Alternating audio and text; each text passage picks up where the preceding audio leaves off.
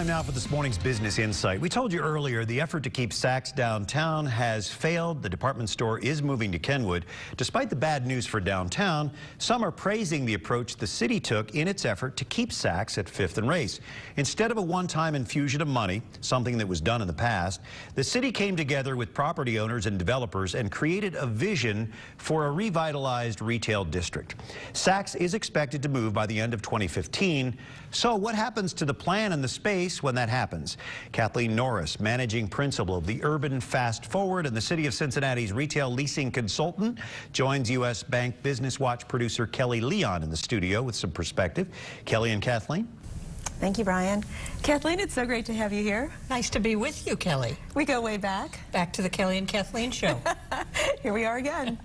So, to the question, what will happen with the space? Let's just start. I mean, obviously we don't know yet, but give me your reaction when you heard the news that they were moving. Well, we would have liked to keep Saks downtown, and I personally believe they made the wrong decision. But hey, it's their decision to make, and we always said there were three options. Saks could stay, Saks could leave and we would put something else in the existing property, or Saks could leave and we would have the strongest development site in the city of Cincinnati's inventory. So we still are down to options 2 and 3. So what are the next steps? I think the first thing for everybody to remember is that Saks remains in place for the next 26 months. So we have plenty of time for the next steps. We have an incoming mayor, we have an incoming city council, we have a new city manager. I think they're probably going to want a minute to catch their breath and get their feet under them, and we've got time for that. And we have dunnhumby going in across the street. How does that factor in? Oh, dunnhumby's going to be such an asset in that corridor. And really, we talk about the Race Street retail corridor partly because of dunnhumby. They're adding 35,000 square feet of new retail space right there. We have Macy's right there. We have the Terrace Hilton being revitalized, and that's got retail spaces that'll come back online.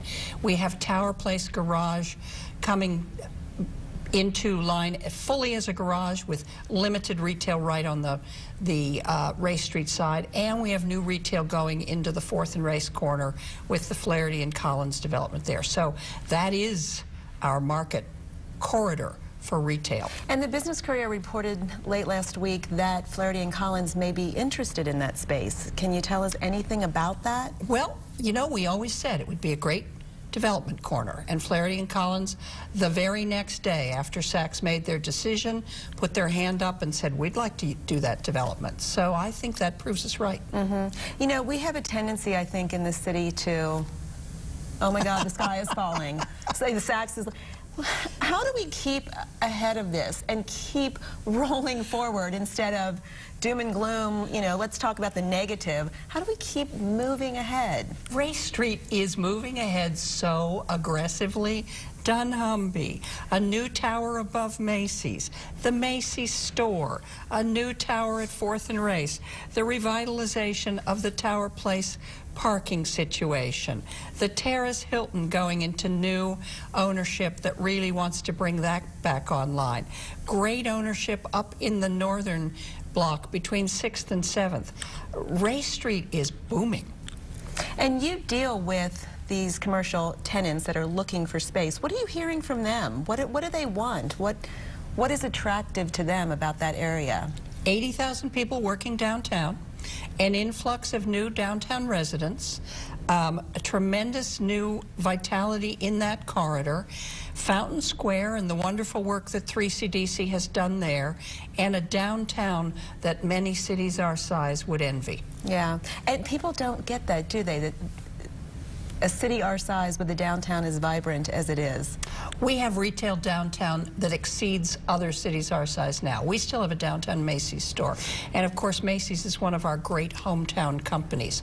But just to have a downtown Macy's store right across the street from a hotel, right down the block from a convention center, that's a huge asset. Oh, yeah. Well, what are the other assets that people are drawn to downtown? Convention center, Fountain Square, which is programmed pretty much round the clock these days.